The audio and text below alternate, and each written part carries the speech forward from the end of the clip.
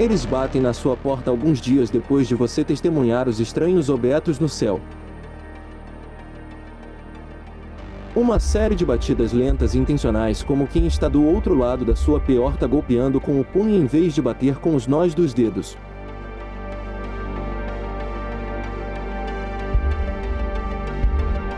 Na sua porta estão 3 estranhos homens de pele clara vestidos com ternos pretos antiquados, gravatas pretas finas, óculos escuros e camisas brancas engomadas.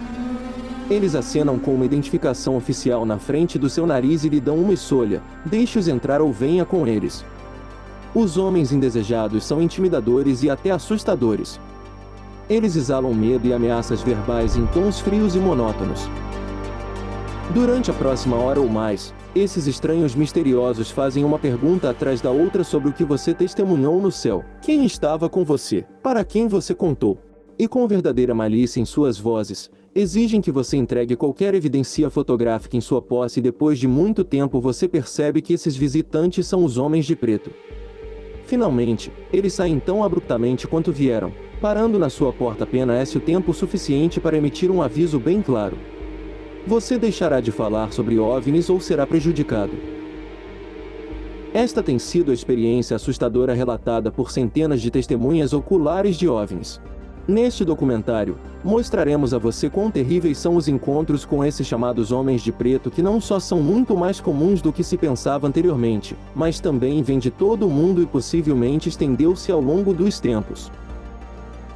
É possível que a compreensão moderna dos homens de preto, figuras misteriosas que se tornariam o assunto de fascínio dos OVNiólogos, teóricos da conspiração, do mais alto nível de governo e finalmente entraram na cultura popular geral pode ser rastreado até um dia, 27 de junho de 1947. Eu acredito.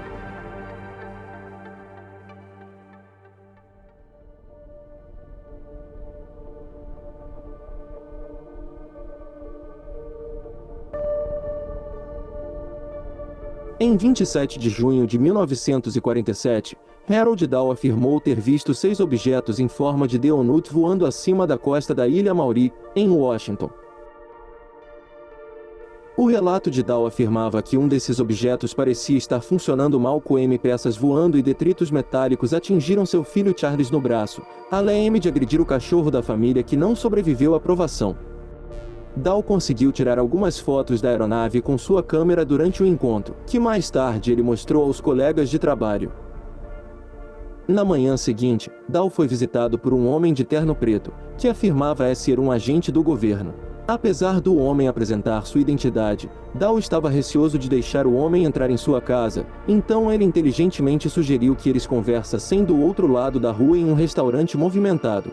Independentemente do risco de ser ouvido, o homem de preto ameaçou Dahl para parar de falar sobre o que ele pode ou não ter testemunhado nos céus. Suas ameaças foram pontuadas com detalhes da vida privada de Dahl, o nome de sua esposa e filho, seu local de trabalho, os horários em que saía pela manhã e os horários em que voltava para casa à noite. Depois disso, Dahl começou a afirmar que inventou todo o incidente do OVNI.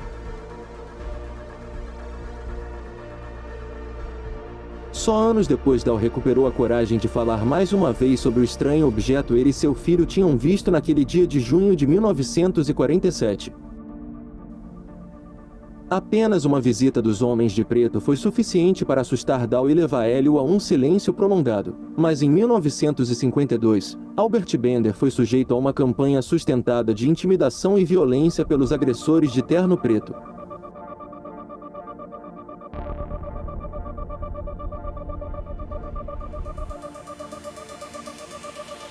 Albert Bender teria sido um contribuidor notável à ovniologia, mesmo que ele nunca tenha se visto como um alvo dos homens de preto.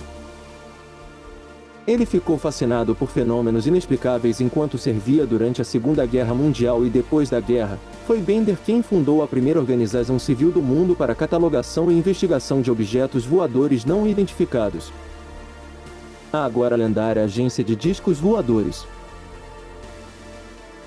Escritor experiente, Bender também fundou a publicação oficial do IFSB, a Space Review. Se a internet existisse em 1952, diríamos que o trabalho de Bender rapidamente se tornaria viral. Um ano após o seu lançamento, O IFSB estava se aproximando de 1.000 membros e organizações irmãs foram fundadas na Grã-Bretanha e na Austrália. Todos os meses Bender recebia correspondência de pessoas de todo o mundo alegam que tinham visto OVNIs e alguns visitados pelos inquietantes homens de preto. Na época Bender estava morando temporariamente em Bridgeport, Virgínia em 784 Broadway Street, uma casa de 3 andares de propriedade de sua mãe Ellen e de seu padrasto Marco Orleno. À medida que sua organização crescia, Bender transformou o sótão da família em um centro de comando do IFSB. Ele pendurou mapas marcando os avistamentos de OVNIs mais confiáveis nas paredes e os arquivos estavam lotados de contactos da rede de membros em constante expansão em todo o mundo. Bender planejou apresentar o melhor de suas evidências naquele que ele pretendia que fosse o primeiro de uma conferência anual para ufólogos com ideias semelhantes em novembro daquele ano. E foi quando ele começou a montar seu trabalho que começaram os telefonemas. O telefone residencial tocaria assim que Bender fica sozinho em casa. Cada vez que Bender descia 2 lances de escada de seu escritório no sótão, ele não encontrava nada além de silêncio do outro lado da linha. Enquanto ele pressionava o telefone no ouvido, Bender era atingido por uma súbita sensação de extrema tontura. Ele descreveu a perda do senso de equilíbrio e uma dor de cabeça latejante e instantânea que duraria minutos depois que ele batia o fone no gancho. Uma ligação em particular deixou Bender, um homem saudável de 30 e poucos anos, tão atordoado, que ele não conseguiu voltar ao sótão pelo resto da noite. Como era seu hábito, Bender foi ver um filme no meio da semana no teatro local. O filme terminou pouco depois da meia-noite segurando o balde com os restos de pipoca. O homem de 30 e poucos anos começou a curta caminhada até casa. Embora essa parte de Bridgeport fosse reconstruída na próxima década, a área era razoavelmente segura e livre de crime. No meio da noite ou não havia razão para um homem adulto estar em alerta Mashima. E talvez seja por isso que Bender não percebeu a silhueta que seguia os seus pais SOS na escuridão. Mas quando as luzes da fachada do cinema se apagaram atrás dele, ele teve uma sensação de que estava sendo perseguido. Quando ele parou para descartar seu balde de pipoca vazio em uma lata de lixo na rua, ele pensou ter ouvido passos próximos. Mas ele não conseguia ver nada. Depois que o ufólogo virou uma esquina da rua principal em direção à parte mais tranquila da cidade onde morava, os ecos de passos nas sombras atrás dele tornaram-se evidentes. Assustado, mas sem medo, Bender atravessou a rua para ter a oportunidade para virar a cabeça para trás em direção ao fim da rua. Foi então que ele viu o homem de preto.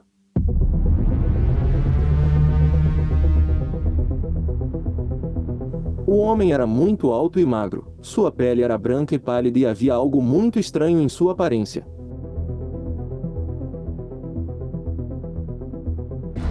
Bender descreveu o homem de preto como tendo uma aparência sobrenatural, como uma cópia de uma pessoa em vez da carne e do sangue de um ser humano.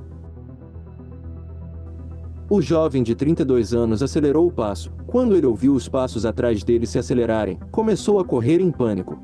Chegando em sua casa poucos minutos depois, ele fez questão de fechar e trancar a porta da frente e também verificou se todas as janelas do andar de baixo estavam trancadas. Depois de vários minutos em ambiente familiar, os medos de Bender começaram a diminuir e ele decidiu subir para o sótão, onde descobriu que seus pertences haviam sido saqueados.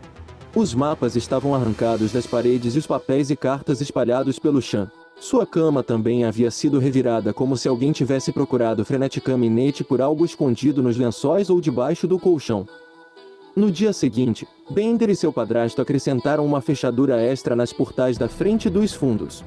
Bender disse à sua família e amigos que estava convencido de que a invasão de domicílio estava conectado com seu trabalho com o IFSB, mas ele ainda não ousava falar da sua segunda suspeita. Semanas se passaram sem outro incidente. Os telefonemas cessaram e depois de trabalhar diligentemente em sua apresentação sobre OVNIs, Bender decidiu que havia ganhado outra ida ao cinema. Embora ele tenha feito questão de assistir a uma exibição muito mais cedo, para que sua caminhada para casa fosse sob a luz do sol. Durante uma hora Bender perdeu-se no filme esquecendo os telefonemas estranhos e sua terrível corrida pelas ruas escuras e a invasão da casa.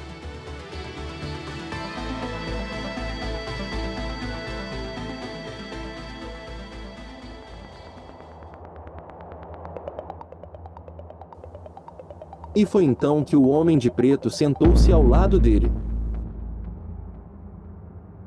Bender ficou paralisado de medo. Pelo canto dos olhos, ele podia ver que a figura escura estava olhando para ele enquanto o filme passava. O homem estava a poucos centímetros de distância e à vista de cerca de uma dúzia de outros espectadores no auditório. Bender ficou sentado aterrorizado, sem saber o que fazer, até que depois de vários minutos a figura se levantou e saiu.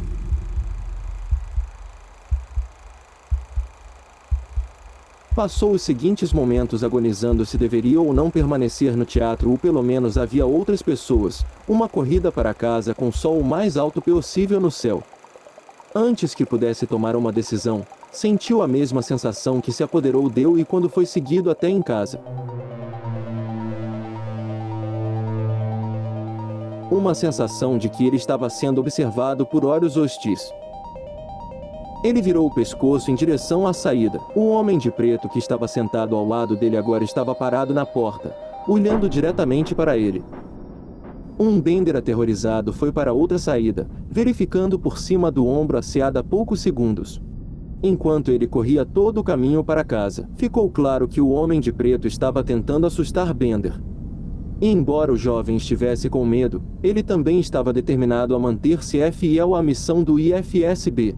Na edição de julho da Análise do Espaço, ele prometeu à comunidade internacional de orniologia que algo surpreendente seria revelado na primeira convenção anual do IFSB, que agora está marcado para novembro. Talvez Bender pretendesse publicar um relato completo de seus encontros com o homem de preto. Mas qualquer que tenha sido o relato, nunca foi impresso. Em poucos meses, a Análise do Espaço deixou de ser publicada e Bender surpreende os 1000 membros americanos do IFSB ao anunciar que estava dissolvendo a organização. Em seu editorial final da Análise do Espaço datado de outubro de 1953, Bender terminou com esta mensagem enigmática para seus colegas que buscam a verdade. O mistério dos discos voadores não é mais um mistério. A fonte já é conhecida, mas qualquer informação sobre isso está sendo retida por ordens de uma fonte superior. Gostaríamos de publicar a história completa na Análise do Espaço, mas devido à natureza da informação fomos advertidos de forma negativa. Aconselhamos aqueles que trabalham com discos voadores a serem muito cautelosos. Bender então desapareceu da cena ovniológica que ele ajudou a fundar e construir por mais de uma década. Foi só quando ele finalmente ressurgiu como um homem casado de meia-idade que administrava um hotel nos Estados Unidos, na Califórnia, que Bender revelou o que havia acontecido com ele depois da noite no cinema. Poucos dias após o dia de envio das edições de julho de 1953, Bender foi visitado não apenas pelo homem do teatro, mas por dois colegas igualmente sinistros. Desta vez, Bender foi confrontado dentro de sua própria casa. Uma série de batidas lentas e intencionais na porta acordou Bender do cochilo lá embaixo, em frente à TV. Ele estava sozinho em casa e abriu a porta da frente, esperando ver sua mãe e seu padrasto na soleira da porta com uma explicação de que haviam esquecido as chaves. Em vez disso, estavam três homens igualmente altos, vestidos de preto. Um deles era o homem do cinema. Depois de mostrar algum tipo de distintivo do governo, eles passaram pela porta da entrada e conduziram Bender de volta para sua sala de estar. Lá eles informaram friamente ao petrificado ufólogo que ele deveria cessar toda e qualquer investigação sobre OVNIs. Ele descreveu a cena assim: três homens de terno preto com expressões ameaçadoras no rosto. Três homens que se aproximam de você e fazem exigências. Três homens que sabem que você sabe o que realmente são os discos. Olhando fria e fixamente para Bender, o homem que o seguiu durante todo o verão afirmou que ele e seus colegas iriam prejudicá-lo se ele continuasse a publicar informações sobre OVNIs. Muitas pessoas, Howard Dahl, por exemplo, teriam ficado assustadas com uma única visita desses homens de preto. Bender foi submetido a meses de táticas de intimidação, mas estava determinado a continuar seu trabalho para o IFSB e talvez isso tenha resultado diretamente na resposta dos homens de preto com uma demonstração de força. Como se 3 estranhos abrindo caminho para a casa de Bender não bastasse, no mês seguinte, ele também teve crises repentinas de tontura extrema, enjoos, dores de cabeça, perda de memória e letargia. Ao contrário de Dow, Bender não acreditava que os homens vestidos de preto fossem agentes do governo. Ele acreditou e mais tarde afirmou que os homens de preto lhe disseram que realmente eles não eram desta terra. Ao longo das décadas, os céticos usaram a saúde mental de Bender como justificativa para descartar tudo que ele viveu. Eles apontam que os comportamentos obsessivos dele têm as características de que ele sofria com toque e talvez autismo. Mas à medida que a nossa compreensão da saúde mental avança, os apoiadores de Bender agora perguntam a esses críticos: e daí? Agora entendemos que muitas das chamadas doenças mentais não são apenas muito mais comuns na população, mas podem na verdade ser a força motriz pelas contribuições de muitas pessoas de sucesso para a sociedade. Charles Darwin provavelmente estava no espectro do autismo, assim como Albert Einstein. Bill Gates é autista e seu grande contemporâneo, Steve Jobs. E algumas das mentes mais criativas na escrita, no cinema e na música também estão nesse espectro. Sim, Bender estava obcecado em desvendar o mistério dos OVNIs. Que outro tipo de pessoa poderia construir uma organização tão grande como o IFSB tão rapidamente?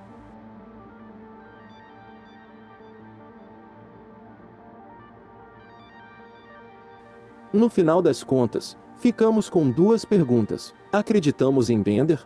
E se sim, que partes da sua história consideramos mais confiáveis? Suas afirmações de que os próprios homens de preto eram alienígenas são extraordinárias e declarações extraordinárias exigem o tipo de evidência extraordinária que Bender não poderia fornecer. Mas alguns ufólogos estão convencidos de que Bender foi alvo de forças sinistras do nosso próprio planeta. Fazer-se passar por agentes do governo era o caminho a seguir pelo homens de preto para ter acesso às casas das suas vítimas. Sabemos disso porque a Agência de Inteligência da Força Aérea dos Estados Unidos, a USAF, estava tão preocupada com os operadores desconhecidos fazendo-se passar por seus agentes, que emitiram o seguinte documento à sua cadeia de comando. O documento recentemente desclassificado datado de quinta-feira, 1º de março de 1979 foi intitulado Personificação de Oficiais da Força Aérea dos Estados Unidos. O documento afirmava que informações não verificáveis chegaram ao QG da USAF de imitações de oficiais da Força Aérea dos Estados Unidos e de outros estabelecimentos de defesa. Pessoas alegaram ser oficiais da Força Aérea dos Estados Unidos, incluindo o Comando de Defesa Aeroespacial da América do Norte. Todo o pessoal militar e civil, especialmente os oficiais de informação, devem imediatamente notificar a rede de controle. O documento detalhava como cidadãos foram enganados ou intimidados a entregar fotografias de OVNIs a esses impostores sinistros. Então, claramente, mais de 3 décadas após os primeiros relatos americanos de homens vestidos de preto batendo nas portas de testemunhas oculares de OVNIs, houve uma profunda preocupação dentro da máquina militar dos Estados Unidos sobre a verdadeira identidade dessas figuras sombrias e indescritíveis. Apesar de alertar literalmente dezenas de milhares de militares treinados sobre a existência dos homens de preto, não há relatos de domínio público de que a Força Aérea dos Estados Unidos tenha chegado perto de uma resposta sobre quem esta viesse passando por seus agentes, nem pistas, nem vestígios. Em 1968, um cidadão comum conseguiu capturar raras evidências fotográficas de um homem vestido de preto. Timothy Green Beckley era um escritor radicado em Nova York e ufólogo que acabou escrevendo bem mais de 100 livros sobre OVNIs, homens de preto e outros fenômenos inexplicáveis. Em 1968, o amigo e colega ufólogo de Beckley, Jim Moseley, ligou para dizer que ele e sua esposa estavam recebendo telefonemas estranhos, crises repentinas de tontura e foram seguidos pela cidade por indivíduos vestidos de preto da cabeça aos pés. Os pensamentos de Beckley imediatamente se voltaram para as experiências de Albert T. Bender 16 anos antes, quando Moseley ligou novamente quase em pânico, comunicando sem fôlego que alguém havia estado dentro de sua casa e revisado seus documentos sobre OVNIs. Depois de caminhar pelas ruas ao redor de seu apartamento até sentir que estava sendo seguido, Moseley voltou para casa, mas no último segundo entrou no seu carro para se esconder juntamente com Beckley, que estava à espera. Olhando pelas janelas do carro, os dois amigos observaram um homem de preto surgir na estrada e tomar posição escondido em uma porta em frente à residência Moseley. Quando Moseley ligou o carro, Beckley pegou sua câmera e, a 32 km/h, inclinou-se para fora da janela do banco de trás e tirou uma foto do homem vestido de preto.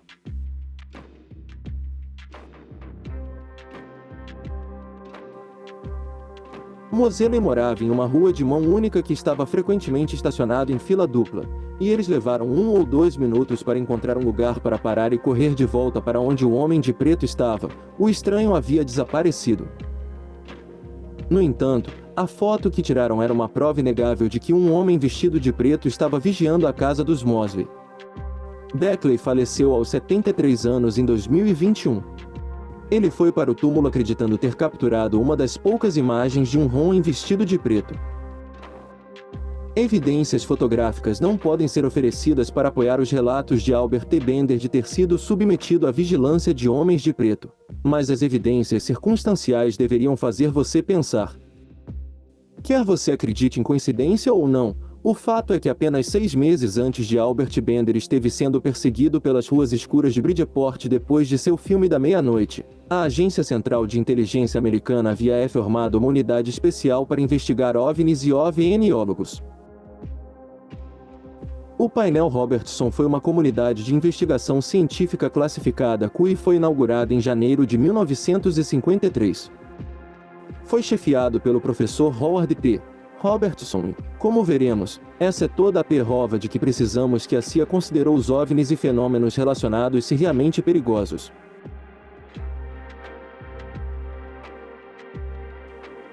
O relatório foi desclassificado décadas depois. Sabemos que o relatório do painel Robertson concluiu que os OVNIs não eram uma ameaça direta à segurança nacional.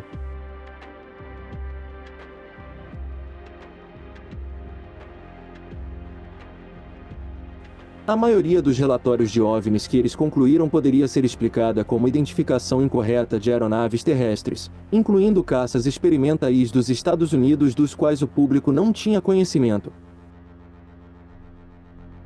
No entanto, Robertson tinha várias preocupações sobre o fenômeno OVNI, propondo o que ele chamou de uma ameaça indireta aos Estados Unidos. Primeiro, ele temia que os avistamentos de OVNIs pudessem sobrecarregar as comunicações militares padrão devido ao crescente interesse público pelo assunto. Em segundo lugar, ele temia que a crescente interconexão para os entusiastas da ovniologia fornecia uma rede potencial facilmente infiltrada para espiões involuntários.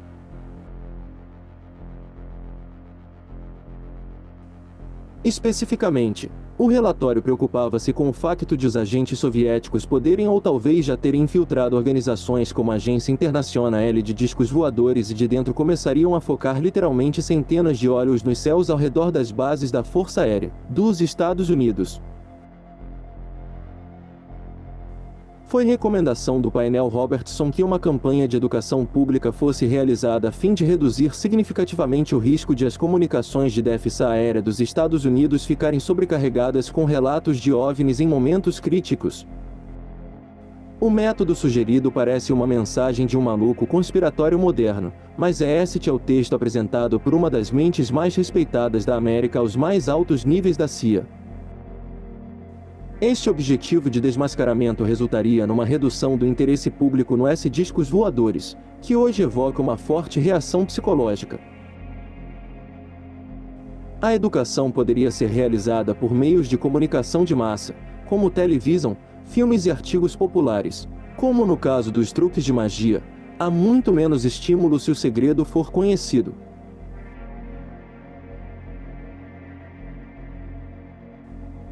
Também recomenda claramente que os grupos civis de OVNI sejam monitorados de pé roto em busca de sinais de infiltração de agentes soviéticos.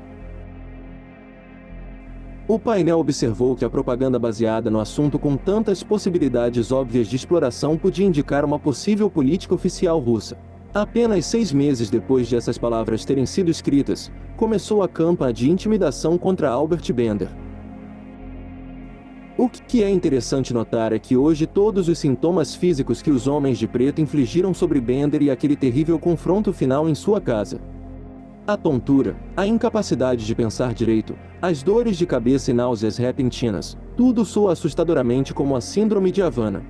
A Síndrome de Havana foi vivenciada pela primeira vez por diplomatas americanos servindo em Cuba em 2016, mas desde então, bem mais de 100 americanos servindo em vários cargos no exterior adoeceram com seus sintomas. A Síndrome de Havana foi inicialmente considerado resultado de um ataque biológico cubano, mas a comunidade de inteligência dos Estados Unidos concluiu que se trata, na verdade, do resultado de uma arma sônica direcionada. O governo dos Estados Unidos teve acesso a algo parecido com este tipo de corrida armamentista sônica há 70 anos? Podemos apenas especular, mas não pode ser descartada num mundo onde a inteligência militar britânica enviou os computadores modernos na década de 1930 e manteve isso em segredo até mesmo dos níveis mais altos do governo até a década de 1970.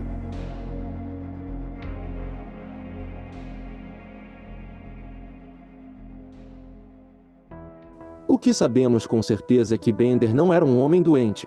Na verdade, ele viveu uma vida longa e saudável até finalmente falecer aos 95 anos, em 29 de março de 2016. Os homens que estão doentes, propensos a dores de cabeça insuportáveis, náuseas e tonturas na casa dos 30 realmente viver até meados dos 90 anos? Não importa o quanto os opositores aos OVNIs gostem de zombar da ideia de homenzinhos verdes e discos voadores. O que não podem fazer é alterar o facto de os Estados Unidos da América terem aproveitado a possibilidade de incursões extraterrestres tão sérias que designaram Howard Robertson, um dos homens mais inteligentes do planeta, para investigar. É quase impossível subestimar as credenciais deste homem. O professor Robertson nasceu em 1906 no estado de Washington. E aos 20 e poucos anos já havia se estabelecido como uma autoridade, se não um gênio não apenas na mecânica quântica, mas também na física, na química e na balística. Em 1936, o próprio Albert Einstein abandonou um artigo sobre relatividade geral apresentado ao periódico de revisão crítica devido às questões que Robertson apunou em uma revisão por pares. Robertson então publicou seu próprio artigo, ampliando, expandindo, e talvez até superando o trabalho de Einstein.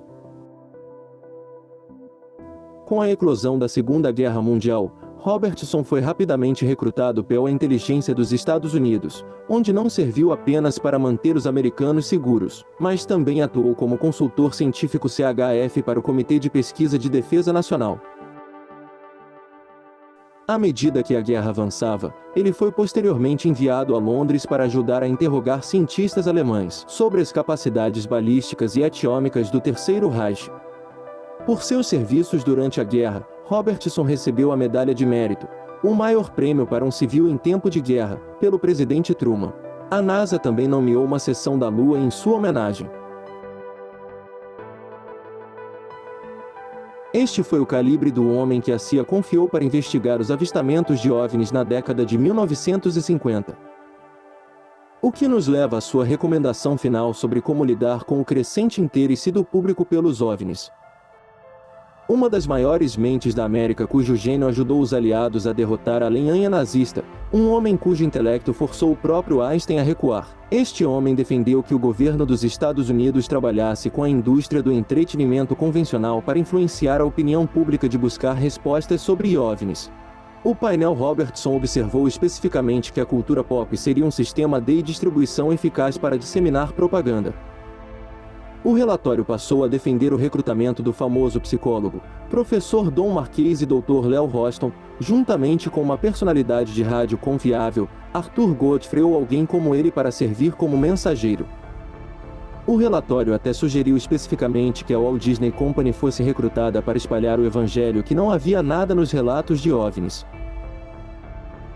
A Disney, é claro, produziu vários desenhos animados de propaganda da Segunda Guerra Mundial, variando de rosto do Führer, onde o pato Donald tem um pesadelo em que Hitler governa a América, a chocante educação para a morte, retratando seu homo, um menino alemão é lentamente transformado em um monstro nazista. Eram imagens inovadoras e propaganda altamente eficaz na época, e o rosto do Fuarer ganhou um Oscar no 15º evento. Mas o público mais moderno é sofisticado demais ser influenciado por tal vulgar arrogância.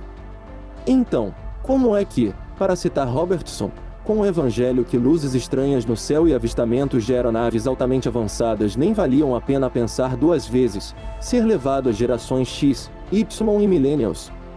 Achamos que podemos fornecer um exemplo. Em 1998, Hollywood lançou não um, mas 2 sucessos de bilheteria de verão sobre uma ameaça iminente de asteroides próximos à Terra.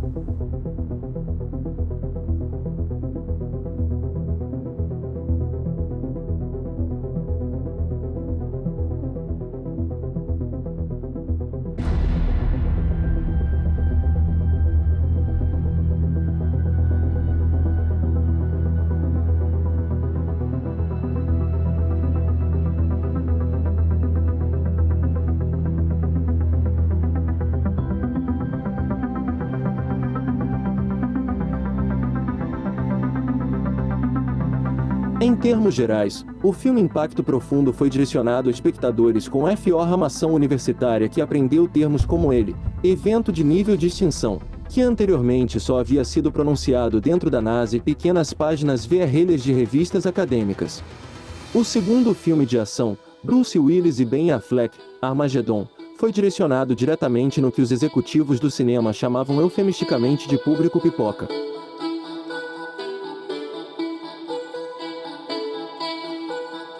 No final de 1998, as pessoas comuns estavam muito mais informadas sobre a perigosa realidade de um asteroide batendo na lateral do nosso planeta.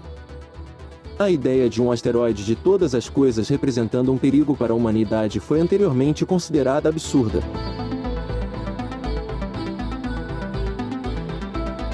Mas a partir da virada do milênio, a grande mídia em todo o mundo começou a abordar o assunto com seriedade.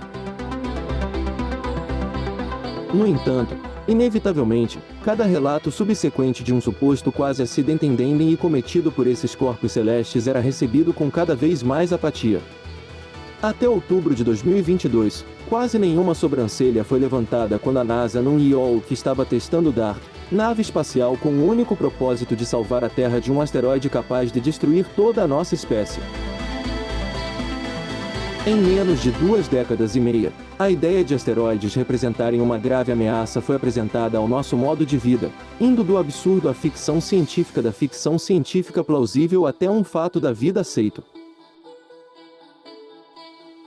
Por que a NASA sentiu que centenas de milhões de dólares teriam de ser gastos para desenvolver uma defesa contra a humanidade matando asteroides?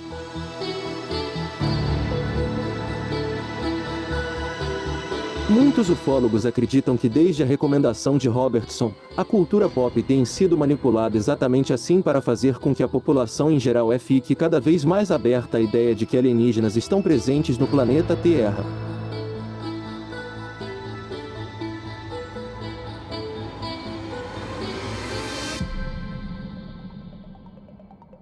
Criado na década de 1960 pelo autor Ray Palmero para descrever o que estamos falando, encontros aterrorizantes com agentes desconhecidos, empenhados em silenciar a discussão sobre OVNIs. Agora tente pesquisar esse termo no Google. Veja quantos links, postagens, resenhas, trailers, clipes dos filmes de Will Smith você terá que percorrer antes de obter um único artigo sobre o fenômeno OVNI de preto real. As autoridades aprenderam há muito tempo que ter um policial ou oficial empurrando o público para trás enquanto grita "não há nada para ver aqui" era uma maneira imperfeita de interromper o interesse público no que quer que estivesse a ser escondido. Somos todos suficientemente inteligentes para compreender que o nosso governo Roger utiliza estratégias muito mais sofisticadas para desviar nossa atenção. Na série de filmes de Hollywood Homens de Preto, Will Smith e Tommy Lee Jones usa um pequeno dispositivo prateado para apagar a memória de qualquer cidadão que viu a coisa errada ou descobriu demais. É muito possível que a verdadeira realidade seja que a própria tela prateada esteja fazendo a lavagem cerebral. O filme Homens de Preto foi baseado em uma história em quadrinhos pouco lembrada que foi publicada pelos Quadrinhos de Malibu no início dos anos 90. Nos livros e no aceno às conjecturas, em épocas anteriores, estranhos vestidos de forma escura seriam percebidos como manifestações do sobrenatural. A Agência dos Homens de Preto lidou com incidentes de natureza paranormal e também extraterrestre.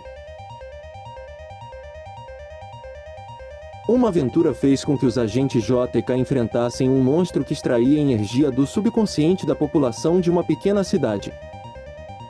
Um os viu derrubar um demônio e outros fez enfrentar um agente homem de preto desonesto, que ganhou superpoderes.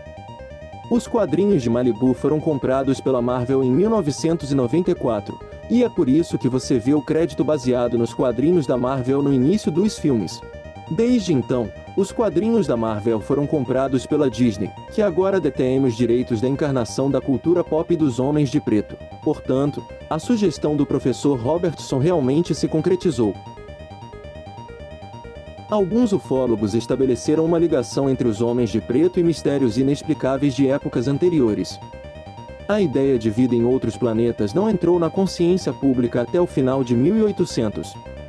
Quando autores como H.G. Wells imaginaram invasões de forças malévolas vindas do vazio do espaço, esses autores inventaram a ficção científica.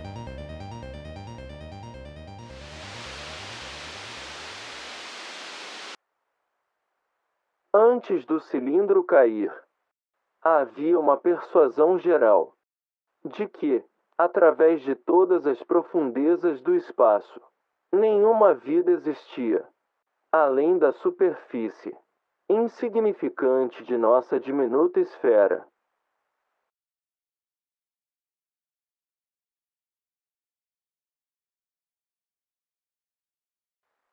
Sabemos agora que nos primeiros anos do século XX, este mundo estava a ser observado de perto por inteligências superiores à do homem, através de um imenso abismo etéreo. Mentes que estão para as nossas mentes, como as nossas mentes estão para os animais da selva. Intelectos vastos, legais e antipáticos. Consideram esta terra com olhos invejosos. E certamente traçaram seus planos contra nós.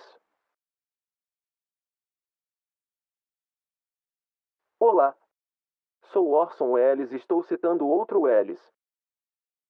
Sem parentesco, H.G. Wells, o ilustre romancista, historiador, profeta, que também foi o grande mestre da ficção científica.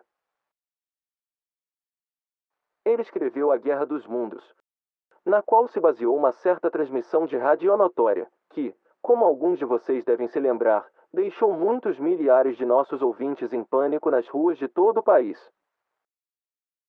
H.G. me denunciou por fazer isso, mas mais tarde, quando percebeu que nossa transmissão como se a história dele não tivesse a intenção de causar tumultos, mas apenas de entreter, nos tornamos bons amigos e fui perdoado. Se todas aquelas pessoas que congestionaram as estradas e até foram para as colinas para escapar dos marcianos me perdoaram, isso é outro assunto. Foi isso. Nós pensamos que foi isso.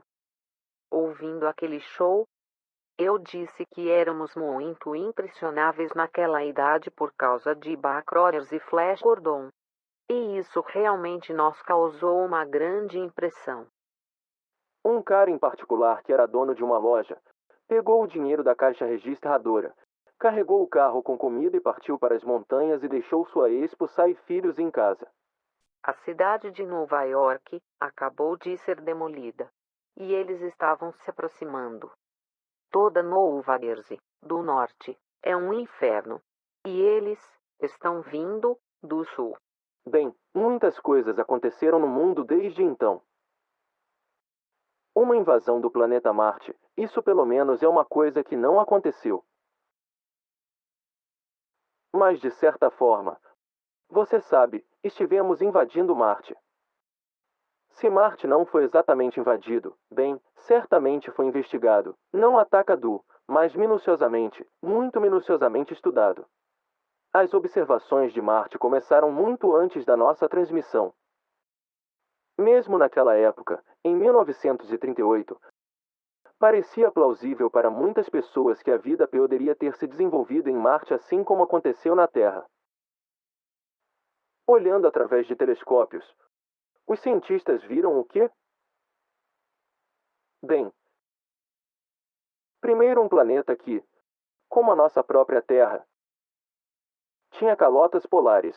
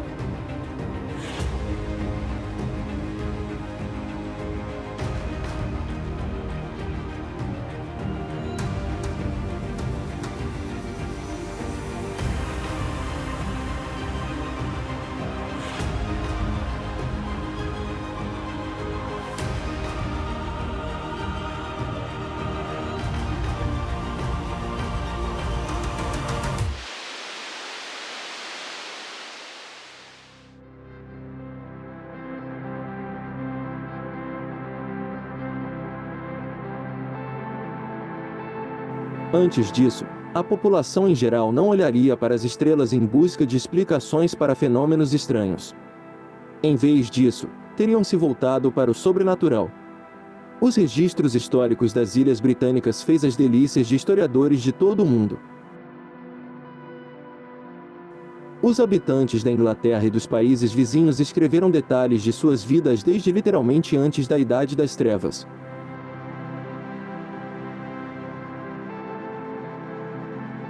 Entre os detalhes de antigas batalhas, casamentos, nascimentos e mortes, boletins meteorológicos e as decisões de um tribunal dispensadas na justiça do RA, há notas de uma variedade muito menos mundana. Na noite de 4 de setembro de 1665, os aldeões cuidando de seus negócios na Gran Macindon viu luzes impossíveis no céu. Dezenas de pessoas se reuniram para observar as luzes voando ao redor e cercando o campo por mais de uma hora. É possível que o que foi visto no céu naquela noite de verão, há muito tempo, tinha sido apenas uma série de estrelas cadentes. Ou, como sugeriu um cético, foi a luz do grande incêndio de Londres, que se espalhava a 160 quilômetros ao sul, refletindo cristais de gelo em formações de nuvens cirrus. No dia seguinte, 3 estranhos apareceram na aldeia. Eles tinham a pele muito clara, talvez não tão incomum em um país conhecido por sua precipitação e verões curtos. No entanto, eles também estavam vestidos da cabeça aos pés com roupas pretas. Esses 3 estranhos foram para o Long Coaching e começaram a fazer perguntas sobre o que tinham visto no céu na noite anterior. Macindon tem hoje uma população de apenas 900 almas. Há 500 anos, apenas 200 pessoas chamavam o lugar de Lari, como tal. Era um lugar insular e não é particularmente acolhedor com estranhos cujas primeiras impressões foram conduzir um interrogatório agressivo. Em pouco tempo, o durão local, Giles Berkshire, tomou sua cerveja quente, caminhou por toda a pousada, e informou a esses estranhos que não eram bem-vindos. Os 3 homens não demonstraram emoção quando Berkshire seguiu para fora, mas como o aldeão estava informando aos estranhos o que aconteceria se ele voltasse. Ele caiu no chão, golpeado não com o punho, mas com algum tipo de força invisível. Ele disse mais tarde que sentia como se sua cabeça estivesse se enchendo de água. Enquanto os assustados clientes da pousada esvaziavam-se no pátio, um dos 3 estranhos falou: "Não fale mais sobre o que você testemunhou no céu ontem à noite." E com isso, eles saíram da cidade em direção à floresta. Uma caçada a eles com todos os homens fisicamente aptos perseguindo-os com armas e cães revelou-se infrutífera. 3 homens desapareceram e os aldeões ficaram com uma história sobre a noite dos feiticeiros que seria transmitido até os dias atuais.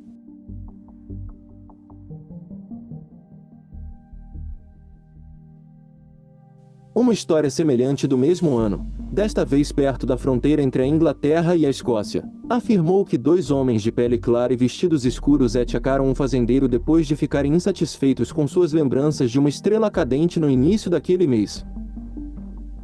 O agricultor também afirmou que os homens de preto desapareceram nas árvores circundantes, mas a explicação que ele ofereceu foi que eles eram claramente lobisomens que haviam tomado a todas as florestas para evitá-lo quando ele o perseguisse.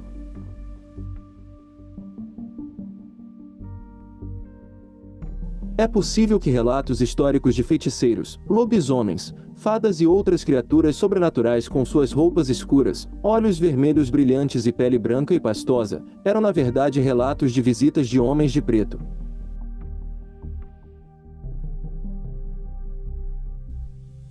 Há quanto tempo essas figuras sinistras estão rastejando nas sombras e manipulam nossa compreensão e interpretações do desconhecido? Tomemos por exemplo Springfield Jack, uma figura famosa do folclore britânico que aterrorizou a nação começando com sua primeira aparição em 1837.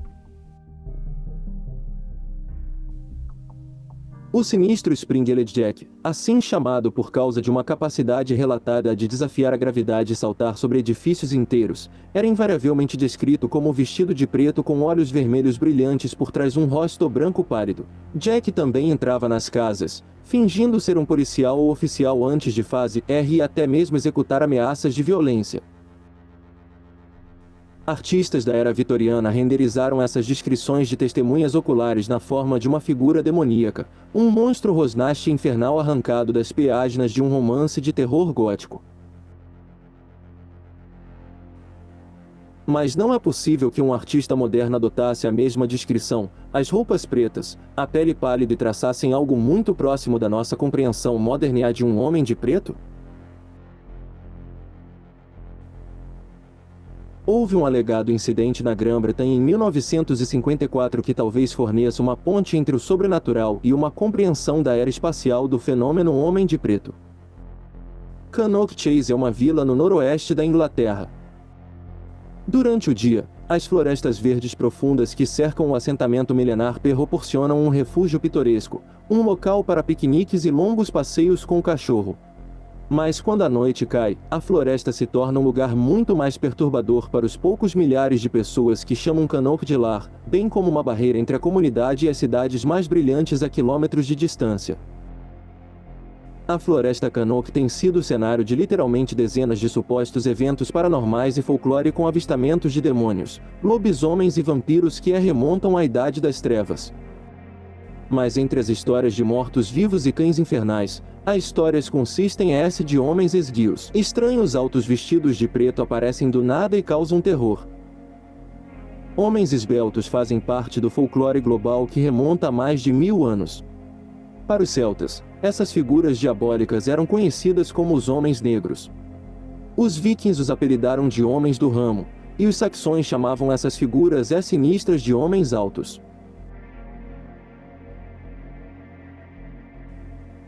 Houve muitos relatos de encontros com homens esbeltos nas florestas e no caminho selvagem e sinuoso, cercando Cannock, mas foi somente em 1954 que um residente afirmou que um destes estranhos entrou em sua casa sob o pretexto de ser inspetor de polícia. Ele era normalmente alto e pálido, disse a mulher ao marido quando ele voltou para casa. Era noite e usava um terno preto, gravata e uma camisa branca brilhante. O homem alto e esguio vestido de preto disparou perguntas sobre uma luz no céu noturno que a mulher havia testemunhado no fim de semana anterior até que, depois de 20 minutos, ele sorriu abruptamente e saiu. A mulher observou o estranho caminhar lentamente pela rua e, em vez de entrar em um dos carros ali estacionados, ele continuou a caminhar em direção às florestas. Ela assistiu com horror quando o cavaleiro começou a ficar mais alto enquanto se caminhava. Pela nossa estimativa, o homem tinha mais de 2 metros de altura quando desapareceu entre as árvores. Desde a década de 1950, a Grã-Bretanha teve quase tantos homens avistados como negros nos Estados Unidos. Em vez de alegar trabalhar para o FBI ou a CIA, na Grã-Bretanha, Os homens de pé reto alegaram quase uniformemente ter sido despachados em missão oficial pelo Ministério da Defesa. O termo genérico para as várias armas dos serviços secretos britânicos incluem o MI-5, MI-6, GCHQ e várias outras agências que se acredita existirem. Tornou-se comum ex-chefes do FBI e da CIA fazerem discursos públicos, emitirem seus comunicados de imprensa e dar entrevistas à mídia. Vários até escreveram livros ou passaram suas aposentadorias fazendo aparições regulares como palestrantes em notícias a cabo. O Serviço Secreto Britânico, contudo, faz as coisas de forma muito diferente. Apesar da popularidade do personagem James Bond, o governo britânico negou que tal coisa existisse como MI-5 ou MI-6 durante as primeiras 7 décadas das suas duas maiores agências de espionagem.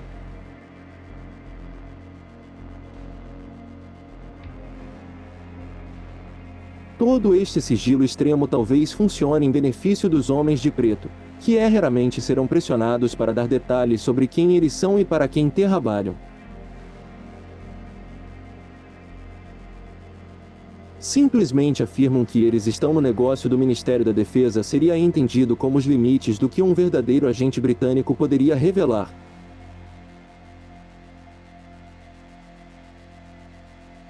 Logo após o amanhecer de 1º de dezembro de 1987, um policial aposentado saiu para passear através de Ilkley Moor, em Yorkshire, no nordeste da Inglaterra.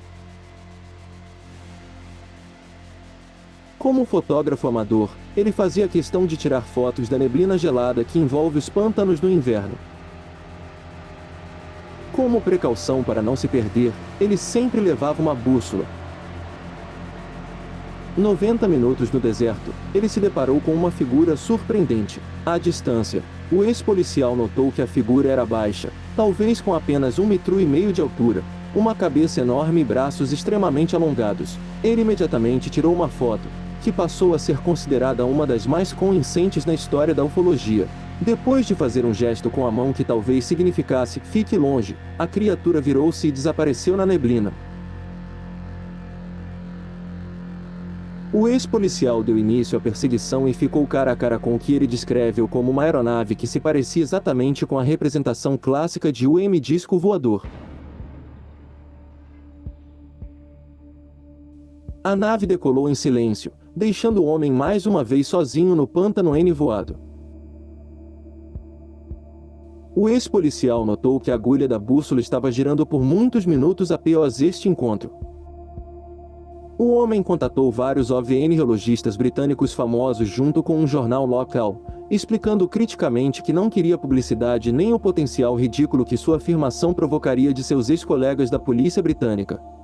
Ele insistiu que um pseudônimo, Philip Spencer, fosse usado e que a vila em que morava não fosse publicada. Mesmo assim, menos de um mês depois, alguém bateu na porta de Spencer. 2 homens sérios e de terno escuro colocaram cartões de identificação na cara de Spencer enquanto eles abriam caminho para sua casa. Esses homens misteriosos entrevistaram Spencer sobre o incidente no pântano por mais de 1 hora.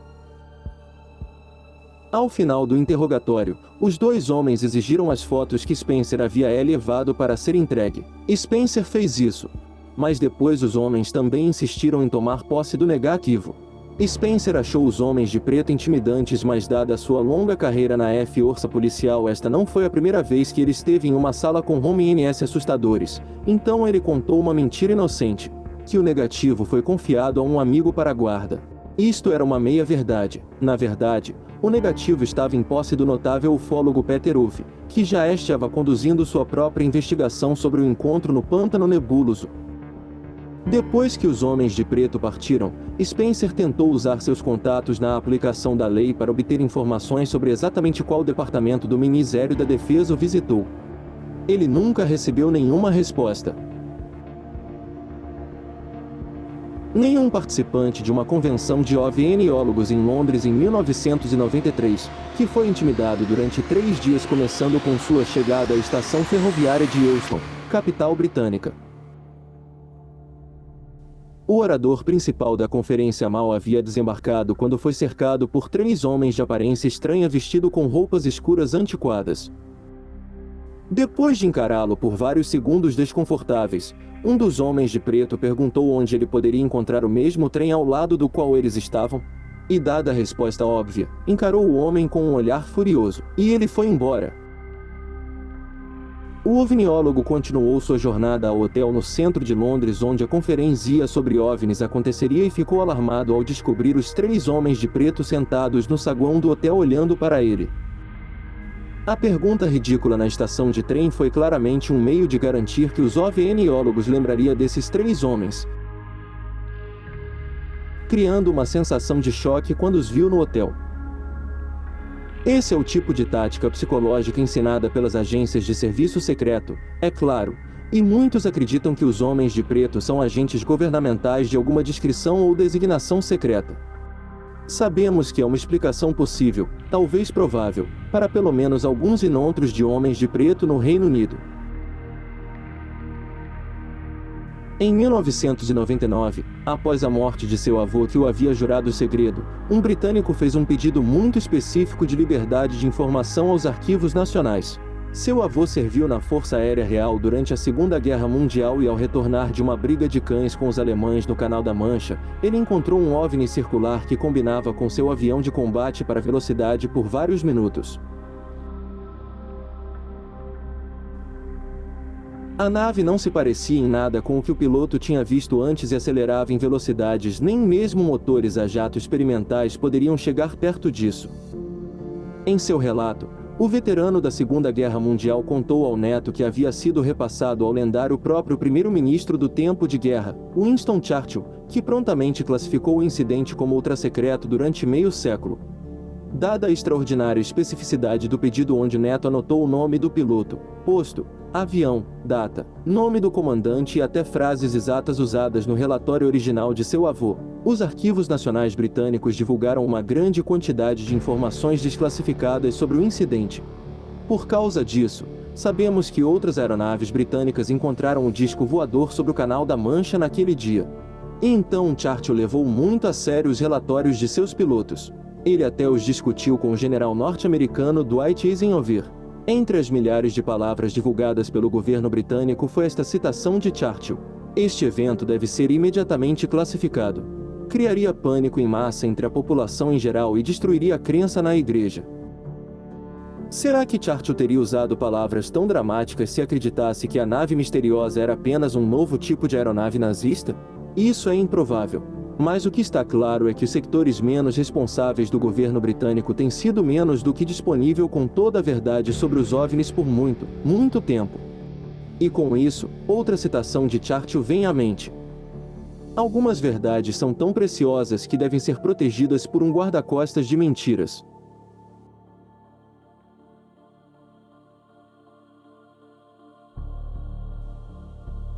Esses guarda-costas podem ter sido os mesmos homens que visitaram pessoas como Philip Spencer e Albert Bender e propositadamente assustou ufólogos em suas salas de estar ou lobbies de hotéis em Londres. E se novamente acreditarmos nos relatos de 1665 da Grande Macington, talvez esses guarda-costas da verdade já estejam trabalhando há muito, muito tempo. Nenhuma teoria jamais explicará todos os encontros com os homens de preto. E nem devemos procurar uma explicação abrangente para um fenômeno que abrange séculos e também continentes. Das centenas de visitas relatadas por alegados homens de preto, uma percentagem será, sem dúvida, obra de fraudadores e buscadores de atenção, mas esses tipos de fraude são rapidamente desmascarados pelos ovniólogos. Tomemos por exemplo a suposta filmagem de 2 homens de preto gravada no hotel canadense em 2012. O suposto avistamento do homem de preto foi exposto quase imediatamente como obra de um homem que trabalhava no hotel. E ele era um postador regular em uma popular sala de bate-papo sobre teoria da conspiração. O que nos restou então? E uma vez que as fraudes foram descartadas da tradição, o homem de preto é uma escolha binária. Devido ao facto inegável de que os governos mundiais, incluindo os dos Estados Unidos e da Grã-Bretanha, estabelecem protocolos para sufocar o interesse público nos OVNIs, temos que aceitar a alta probabilidade que muitos dos encontros do Homem de Preto foram obra de agências de segurança secretas. Que os governos usem tais medidas intimidatórias e táticas mafiosas contra os cidadãos comuns é irritante e sublinha fortemente que a investigação de OVNIs por civis é crucial se quisermos alguma vez alcançar uma compreensão plena da verdade. E depois há as outras histórias dos Homens de Preto, aquelas que não são explicadas pelas existências de agências governamentais secretas. Nestes casos, a melhor explicação que temos de considerar é a afirmação de Albert Bender de que, pelo menos, alguns dos Homens de Preto não apenas sabem sobre uma presença alienígena na Terra, mas na verdade são os próprios alienígenas.